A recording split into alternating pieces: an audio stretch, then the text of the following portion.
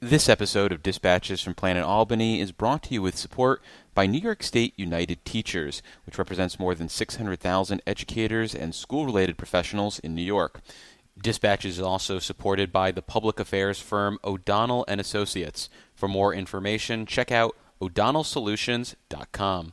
And I think it's just really interesting to see, again, these sort of players assemble. It feels like the Avengers, like everyone's kind of lining up on their sides. And they're using really... Thanos? Oh, no. I don't think we should go there.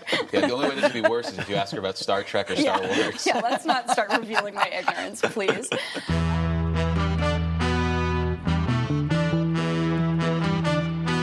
I've also declared war on potholes, so here's the first shot across the bow.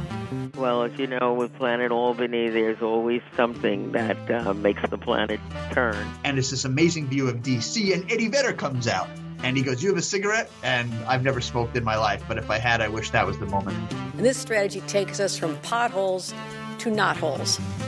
I would like to say it was a pleasure, Mr. Kim. But I'm on the road. I'm David Lombardo, and you're listening to Dispatches from Planet Albany, a WCNY podcast about power and politics in state government.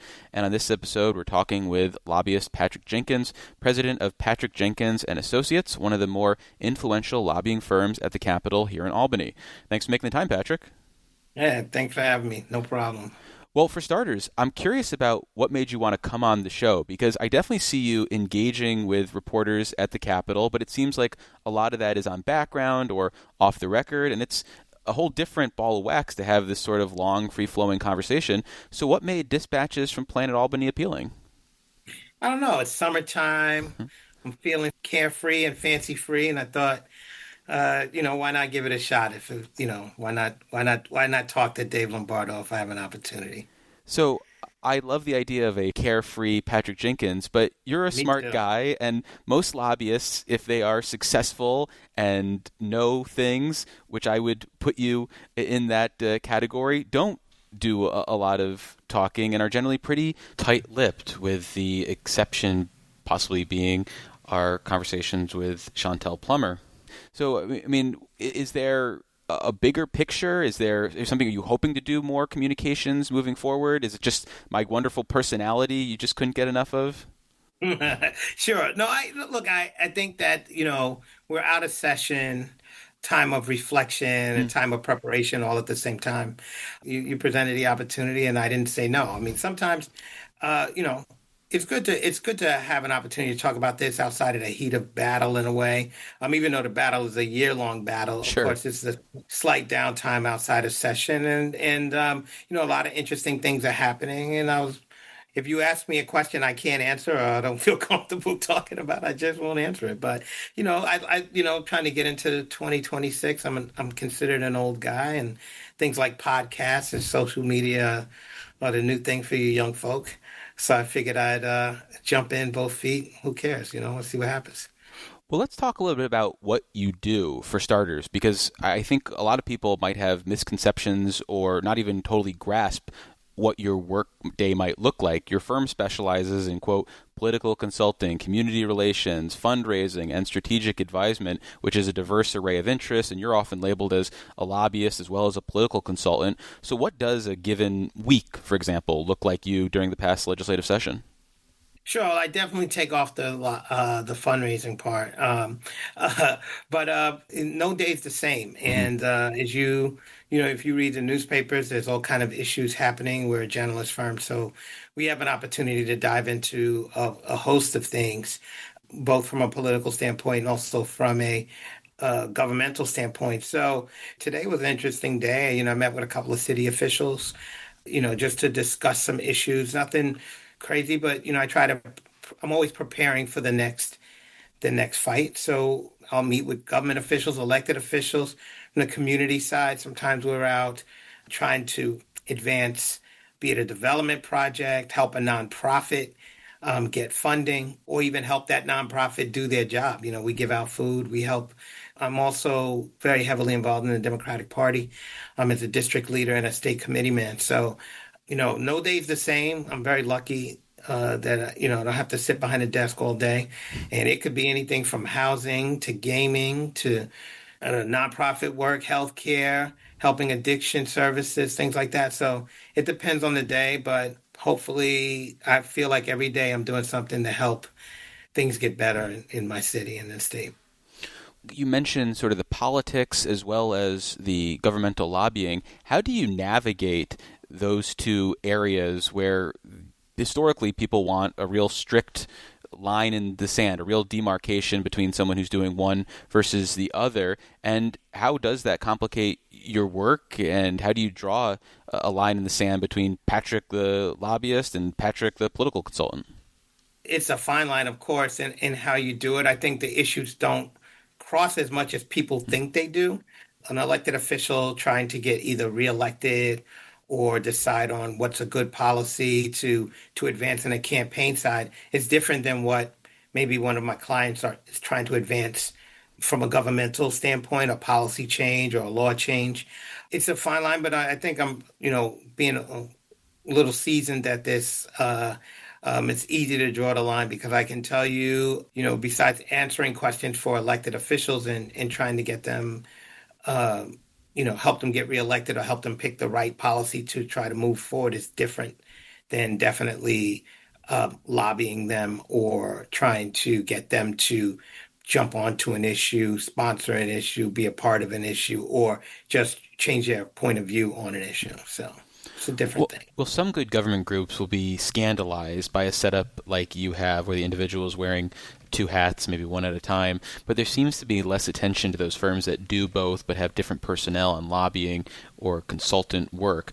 Do you think there is a substantive difference between what you do and those firms that take on both responsibilities, even if their staff are siloed to some degree?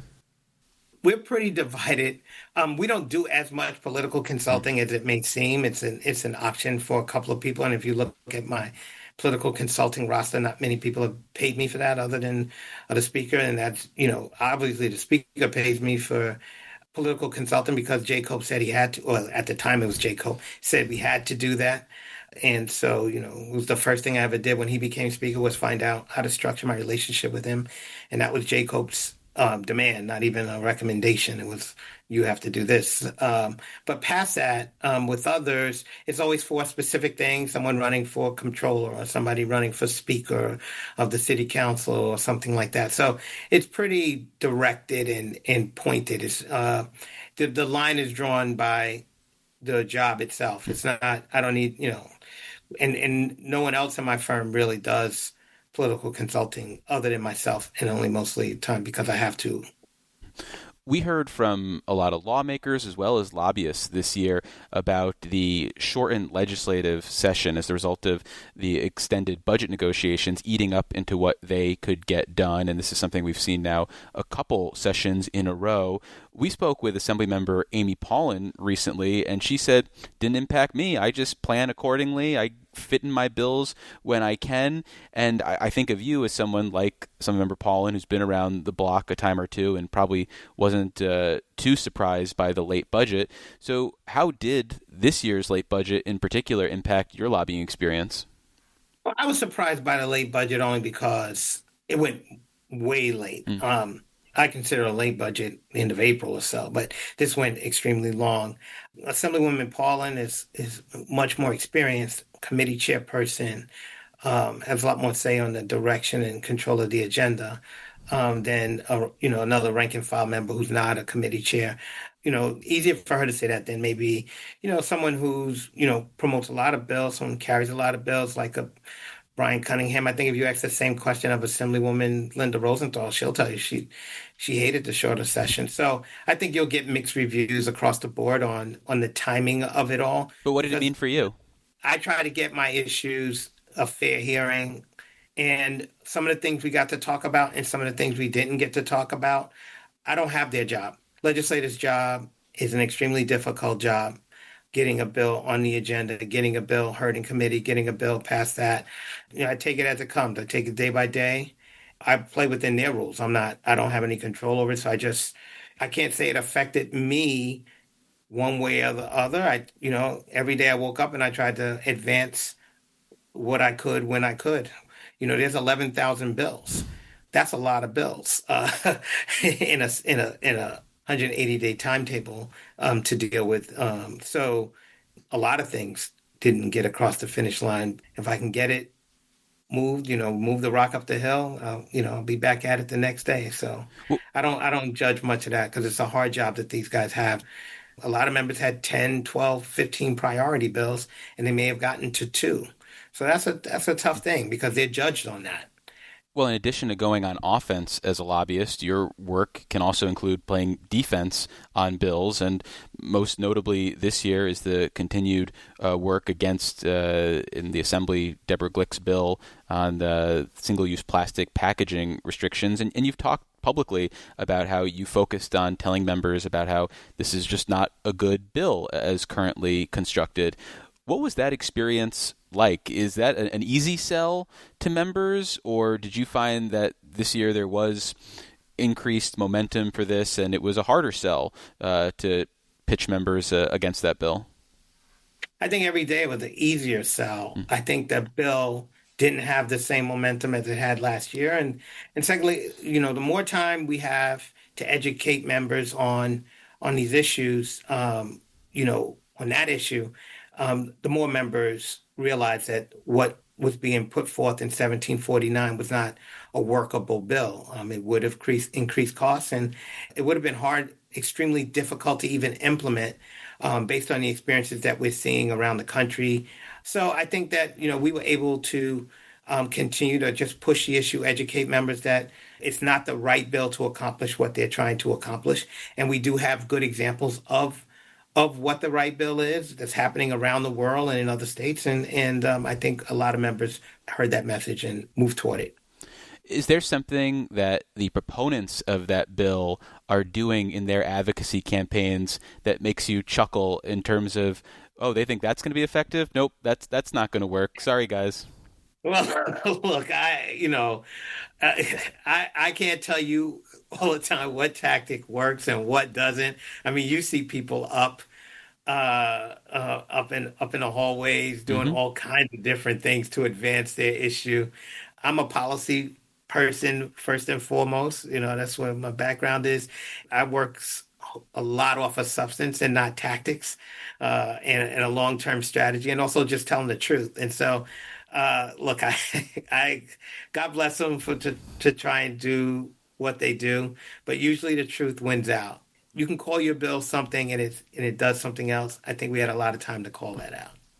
Well, lastly on this front, then sticking with the policy side of things, was there a poison pill, so to speak, when you looked at this bill that made it completely unpalatable for lawmakers? Obviously, there were the Teamsters that came out in opposition, and they are a strong force in Albany, so maybe that was problematic to the future of this bill. But is there anything else about it, or maybe it is just that Teamsters opposition that made this a DOA bill from the start?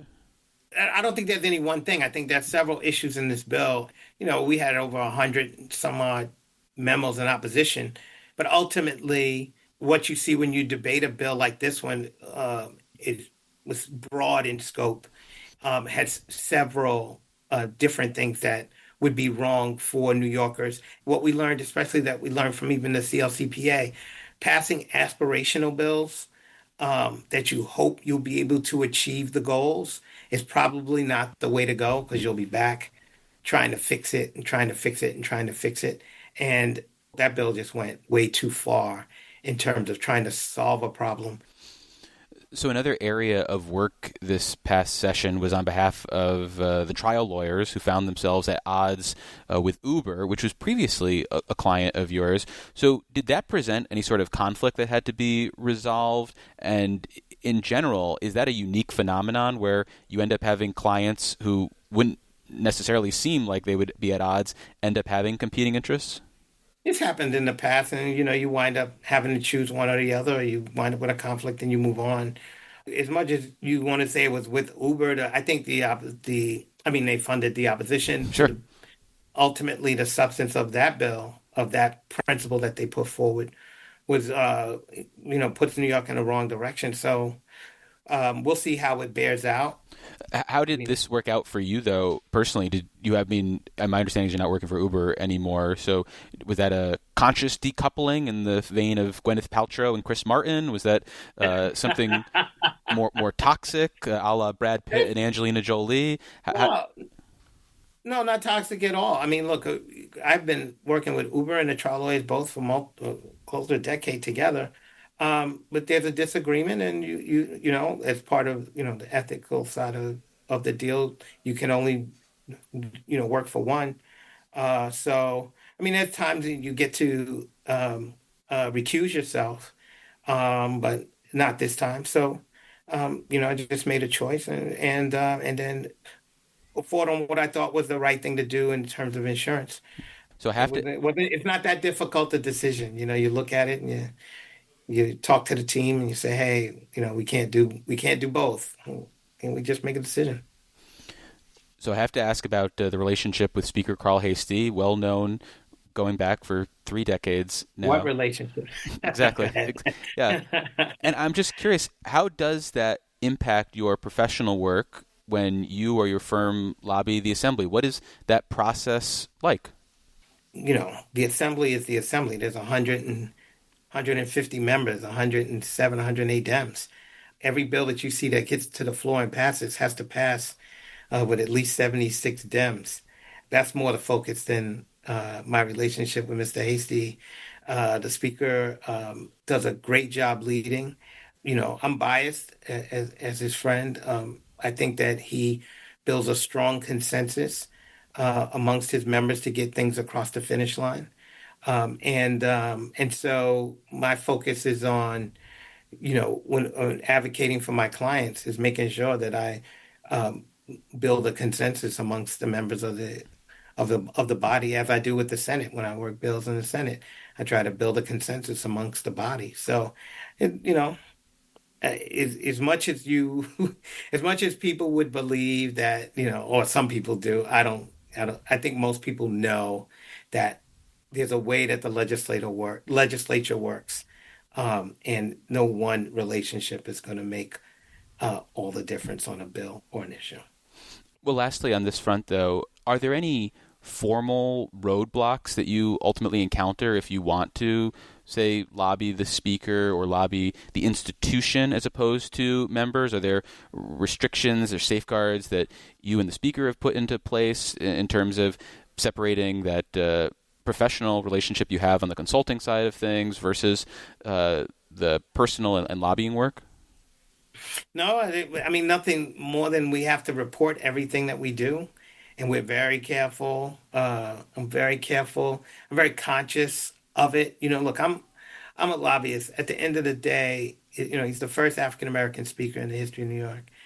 That's way more important to me or anything I do. So I'm extremely conscious of the work that I do, how I approach my work, how I approach him, because ultimately no one cares about Patrick Jenkins. I think everyone would, if there's an article or something like that, it's like ally of Hastie. They don't say my name. So I'm very conscious of who I am and who he is. And I think it's way more important that the first African-American speaker of the state of New York be successful and without reproach for his job. And so I work under that rubric all the time.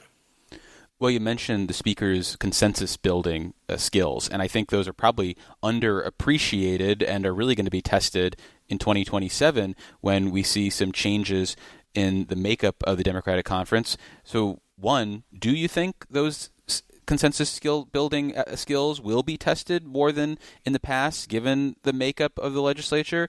And two, if you do think they will be tested, how successful do you think the Speaker is going to be in navigating those potential landmines on the left and being able to adopt a budget, adopt big standalone bills? I don't think I know a better political mind than Speaker Hastie. So I think that he'll be fine building consensus amongst his members for the issues they care about. I don't think anyone who's running on an issue that doesn't matter to most all Democrats. So anyone who got elected, I haven't seen a platform that called out and said, these aren't things we believe in. So no, but you know, the people who are going to be further to the left are going to prioritize things, might be perceived as being less pragmatic when it comes to having to compromise, for example. And it's those people getting 76 votes on the budget, for example, which I wonder if that's going to be a challenge. But it sounds like you don't think it's going to be more of a challenge than in the past. It's a big state, and we have Democrats that go from Buffalo to Riverhead. So, and they have different interests. It's a job. I think I'm more than confident that the speaker's up to it. And I think everyone gets to Albany realizing that out of the 11,000 bills, it's the art of the compromise and also hearing other people out that gets these things across the finish line. So, no, I don't think it'll be a problem. And I think that for all of us, I mean, again, people are focused on the same issues as Democrats. There'll be new people. I love the new energy. It'll be great. It'll be fun to hear people's perspectives. What about the Zoran Mamdani of it all? He found areas of overlap with, say, Governor Kathy Hochul in 2026, and they were peaceful allies this past year. If he takes a more aggressive approach in 2027, if he puts his shoulder, so to speak, into raising taxes on the wealthy, if he leans into other progressive social issues like in the criminal justice front, do you think that has the opportunity to disrupt some of the day-to-day or big picture votes in the assembly in particular? Disrupt is too strong a word. I mean, it's part of the conversation, right? It'll get up there. Whatever he wants to prioritize will be part of it. He has a whole team up there that they'll try to prioritize bills and work with members. And do you think he'll be more aggressive in 2027 than 2026? I don't know. I mean, it's, running the city, I can't imagine running the city 34, 35, but so bless his heart. The guy he is talented and smart, and he's done a really decent job so far. So I don't know how aggressive he'll be. I mean, there's all kind of issues that he'll come up. I don't know if he'll be any more or less aggressive than he was this year to come up and fight for the things that he wants. I mean, universal child care, I think matters to just about every Democrat. I think almost every New Yorker cares about. I think that polls very well in New York. But how far the state is willing to go to fund it, though, could be a point of disagreement. Because if it costs $10 billion to do universal child care and Governor Hochul says, well, we don't have that much money, you come to, I guess, a disagreement. There's a bunch of things that'll happen too, right? That happens to all kinds of things. So, I'm sure, you talk to people in education, they didn't get as much money as they probably asked for. That's the whole discussion, right? The resources that are available versus the resources we would love to have to be able to execute every single one of the ideals and plans that we want. Ultimately, people know that, the energy in this country is based on what Donald Trump is doing. Everything sounds good till you see it on a balance sheet. And then all of a sudden you have to make some hard choices, just like every New Yorker, right? Everything sounds good. And, when your paycheck comes in and then you have to start giving it out to the cell phone company, the cable company, Uber Eats, and all of a sudden you have to make some hard choices on, and so that's the same way the state has to run itself. Everyone has a plan until they get punched in the face. There you go. Thinking about planning, we are talking in sort of this down period during the year, but it really feels like it's a full-time session given the way the budget process ramps up. So what are you doing in July, August, early September to get up ready for, say, the 2027 session, or is now primarily about getting executive action on bills that are awaiting the governor's signature or maybe getting vetoes on them? Both. It's all of that. And, the fight never stops. You have to, one, stay present. Two, I do a lot of listening because it's important to know what legislators want to prioritize outside of even the life of a lobbyist and all the clients I represent. I want to talk about some things myself, about education, about Black education, about what we're going to do about utility bills and things like that, even me personally. So I'm going around listening. I want to meet all the new legislators that are coming to Albany. I want to get to know what people are going to try to prioritize, and then inform my clients of those things and try to work what my clients want to do into what they want to do, and then come up, guns blazing in January, ready to fight the good fight. Is there anybody who recently lost a primary that you're going to miss not seeing in Albany? I mean, some people stepped away. I'm going to miss my mentor, Vivian Cook, even Deborah Glick. I mean, Deborah Glick and I had a great relationship, have a great relationship. I respect her a lot. I miss her. I'm going to miss Eric DeLon. I've known him forever, city council days. So there's a lot of people that, you had a lot of respect for that you're going to work with. It's a different chapter in their lives. But I've matched that energy with my enthusiasm to meet the new members who are coming up, see what they're about, and see what they're going to try to accomplish, and see if hopefully I can play a positive role in that. So. Well, are there any members that you're looking forward to working with, or any that you're particularly not excited about coming to Albany? You hope their train gets lost on the way up here? No, I have nothing but respect for the people that put themselves on the line every day and come up and leave their families and leave their homes and come up to Albany to advocate for 130,000 people. I'm looking forward to working with my buddy Nathaniel Hezekiah, who's just elected to the Assembly in District 32. He's a young man who I've known a long time. He grew up around the corner from me, and I'm excited for him because he's a guy that I know is coming up here for all the right reasons. Him specifically because I've worked so closely with him over the years. He's part of the Meeks team, and I look forward to working with him. So, but all of them, I mean, look, I look forward to seeing Brian Romero in a different role. He was always good to work with as a staffer, and now he's coming up as a member. And so it's people like that. I look forward to working with all of them. Dinah Ayala's coming back too. She's a great person I worked with in the city council. So yeah. When you look at the firms that do lobbying in state government that you think are successful, is there any common themes or attributes that you think unifies them, that makes success preordained, so to speak, because of what they do or focus on? Preordained is a tough word, man. That's a tough word. I think. Look, I like to believe that I have enough humility to know. I think everybody up there, especially all the successful firms, work very hard, and they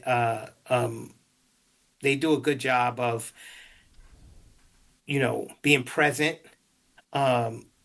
understanding the issues through and through, and are willing to debate. I work on a lot of teams with a lot of different lobbying firms, and I respect them all. People say we make it look easy. I think people look at us and think it's an easy job. It's not. It's not an easy job. It's a tough job. And so, no, I mean, I think what makes people successful in Albany is being present and working hard every day, and not thinking it's an easy job. What about the media? Any advice for the media as they cover lobbying in 2027 and beyond? I imagine you have thoughts.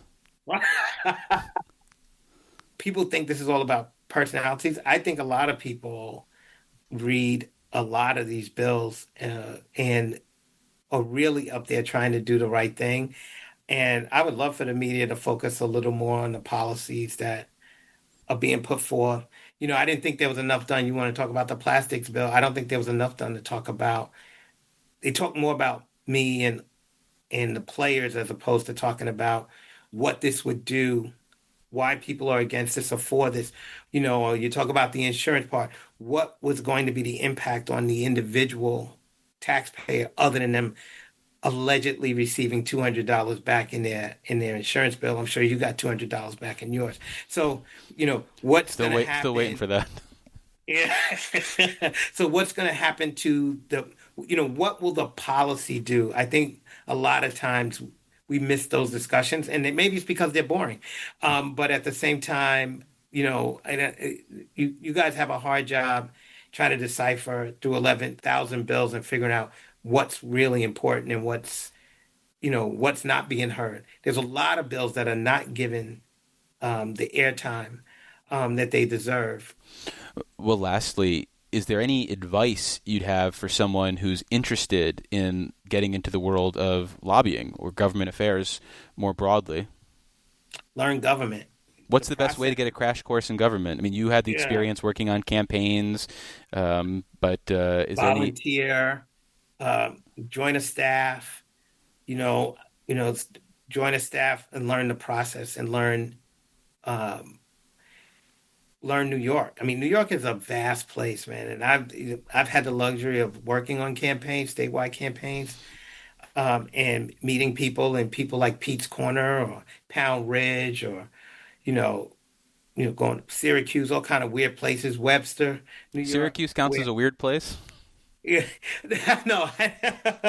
I mean, weird New York places that you wouldn't know of. Sure. New York has so much rural places in New York. I've been to Schoharie County, Yates County, Falconer, New York. These places where didn't even know there was a Falconer, New York. There's a Falconer, New York, and so when you go to these places and you see what people are going through, it puts things in perspective for you. So I tell people learn government, and then learn New York and learn why it's important to farmers who are losing market share to corporate farms.